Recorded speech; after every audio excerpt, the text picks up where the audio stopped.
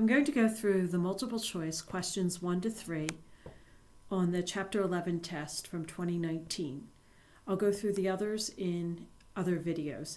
If you haven't downloaded a blank copy of the test yet from VLE, you might want to pause the video and do so that you can follow along. Question number 1. The Air Force receives 20% of its parachutes from Company C1, 55% from Company C2, and the rest from Company C3.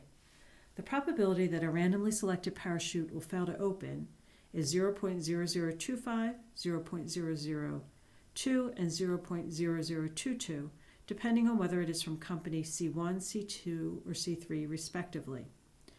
If a randomly chosen parachute fails to open, what is the probability it is from Company C3? So we're asked if a randomly chosen parachute fails to open. So we're given that it fails to open, and we want to know, given that it fails to open, what's the probability that it came from C3? So that's what we want to find. Now we're given 3 conditional probabilities, and you might think that we're given the answer right above, but let's look at that carefully.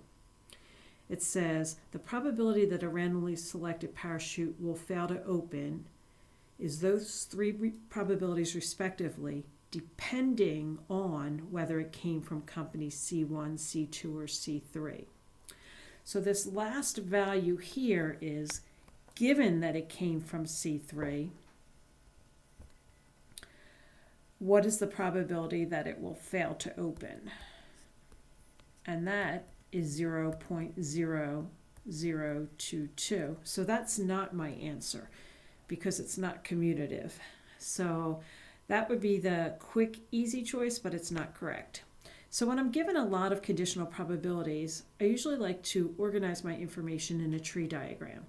So first I have to decide which company it came from. So I have 3 choices, C1, and the probability of that was 0.2, C2 with probability 0.55, and C3. Now to figure out that probability, that whole sample space of the company it came from has to add to 1, so if I subtract 0.2 and 0.55 from 1, I get 0.25. Next I'll put on the conditional parts. So given that it came from Company C1, it can either fail or not fail. We're interested in the fail part. The probability that it failed is 0.0025. Given that it came from Company 2, the probability that it fails is 0.002. And given that it comes from Company C3, the probability that it fails is 0.0022. Okay. So along any of these branches, if I multiplied the first set of branches, the probability it came from C1, and given that it came from C1, it failed, that would give me the probability that it came from C1 and failed will be the product of those 2. The product of these branches here would be the probability that it came from C2 and failed. And the product of these branches would be the probability that it came from C3 and failed. Just a reminder there. All right, we want the probability it came from C3 given that it failed. So I know that that's the probability that it came from C3 given that it's failed. So now I'm limiting my sample space to just those that have failed. So it's the probability that failed in the denominator, and the numerator has to be all the ones that came from C3 and also failed. All right, so let's look at the numerator first. It had to come from C3 and failed, so that's the product of these 2 branches. So my numerator is 0.25 times 0.0022. Now, what are all the ways that it can fail? Well, it could have come from Company 1 and failed, so that's 0.2 times 0.0025. Or it could have come from Company 2 and failed, so that's 0.55 times 0.002, or, and I have to squeeze this in below, The last one, it came from company C3, and given that it came from some company C3, it failed. So that's 0.25 times 0.0022. Putting that all into my calculator, I get that the probability, if a randomly chosen parachute fails to open, then the probability it's from company C3 is approximately 0.256. So just to reiterate on this one, an easy mistake to make would be to not recognize that the probability that it came from C3, given that it failed, is not equal to the probability it failed given that it came from C3. So a careful reading of those conditional probabilities. Question number 2. A student is considering applying to 8 top-tier universities. Based on data from past students with similar profiles, the college counselor believes she has a 65% chance of acceptance from any one of the colleges. Assuming that acceptance to each of these colleges is independent, what is the probability that the student gains acceptance to at least one of these universities? So some key things: she's applying to 8 colleges with a probability success of each one of 0.65%, and acceptance to each of the colleges is independent. This should be looking like a binomial probability distribution to you. So let's check it out. So B, the B in bins is binary. So success would be gains acceptance, failure does not gain acceptance. I, we're told that acceptance to any of the colleges is independent of each other. N, a fixed number in our sample size, and that is given as she's applying to 8 colleges. And S, the probability of success, is constant at 65% from trial to trial.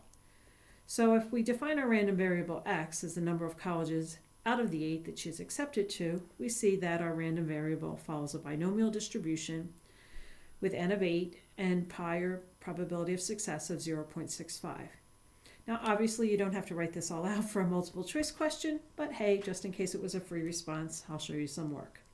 Next, I'm going to look at the question I'm actually being asked to answer, the probability she gains acceptance to at least one of these universities. So at least one, sometimes students make a mistake with the endpoints and start at 2 and go to 8, or go from 0 to 1. So at least one means 1, or anything above 1 up to and including 8. So the probability that X is greater than or equal to 1, I'll go to my calculator. So menu, statistics, distribution, binomial CDF. I chose CDF because I have an inequality. My parameters, N is 8, and P, or pi, the probability of success, is 0.65. And I want to accumulate all the probabilities from 1 through 8, and I see that I get 0.999775. The student is obviously going somewhere for college. The probability that X is greater than or equal to 1 can also be represented by 1 minus the probability that X equals 0. Notice the only thing that that's in the sample space that wasn't part of our answer was the probability X equals 0. So if this had been a multiple choice with the answers given in formulaic form, it could have been written as 1 minus combination 8 choose 0, and then 0.35, the probability of failure, to the 8th power. And you see you get the same answer either way. Question number 3. At a large school, the probability that a randomly selected student participates in athletics is 0.48, and the probability that the student participates in theater is 0.26. Of the students who participate in theater, 0.14 participate in athletics. What is the probability that a randomly selected student participates in either theater or athletics? So I'm asked a question, either theater or athletics, to find the probability of. So I want to write that out using symbols. So I'll use T for theater and A for athletics. So the probability of T or A, if you don't remember, look on your formula sheet. It'll say the probability of A or B equals the probability of the first one plus the probability of the second minus the probability of their intersection. So I expand out the probability of theater or athletics, and then I see what I can fill in from up above. Well, I'm given that the probability that the student participates in athletics is 0.48, so I'll put that in. The the probability the student participates in theater is 0.26. Put that in. And then the only thing I'm missing is the intersection, the probability that the student participates in both theater and athletics. But I look and I see I haven't done anything with this bit of information. Of the students who participate in theater, 0.14 participate in athletics. So that's the conditional probability athletics, given they participate in theater. So I've used the formula to expand that out, and I notice that in the numerator is probability of athletics and theater, which is equivalent to the probability of theater and athletics. So I put in what I know there and solve for probability of athletics and theater. I get the 0.0364, and now I'm ready to do my calculation. And I see that the probability that a randomly selected student participates in either theater or athletics is approximately 0.70.